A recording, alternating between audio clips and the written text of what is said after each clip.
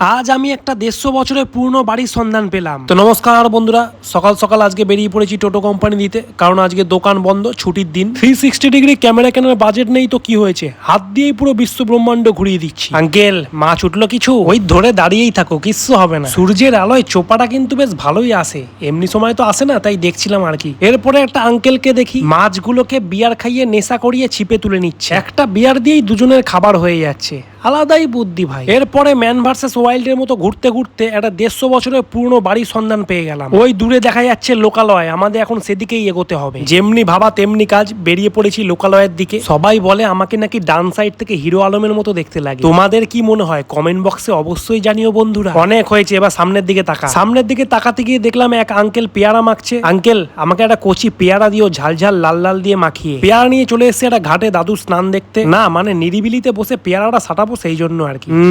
এখানে চুপি চুপি আমি পেয়ারাটা সাটিয়ে দেবো। এই কেউ দেখছে না তো? না না ঠিক আছে। তোমাদের মধ্যে কারা কারা পেয়ারা মাখা আবার রয়েছে, কি করছো? ঝটপট চ্যানেলটাকে ফলো করে দাও। এরপরে রাতে মনটা কেমন তড়কা তড়কা করছিল, তাই হালকা করে রুটি তড়কা নিয়ে নি। তারপরে চলে আসি একটা মিষ্টির দোকানে। এসে দেখি কালী পুজোর বিশেষ অফার চলছে, পোকা প্রদর্শনী, সাথে পাতা ফ্রি। না বাবা, তাড়াতাড়ি পালাই। তোমাদের যদি ভিডিওটা ভালো লাগে তাহলে একটা লাইক করে দিও। দেখা হচ্ছে নেক্সট ভিডিওতে, বাই।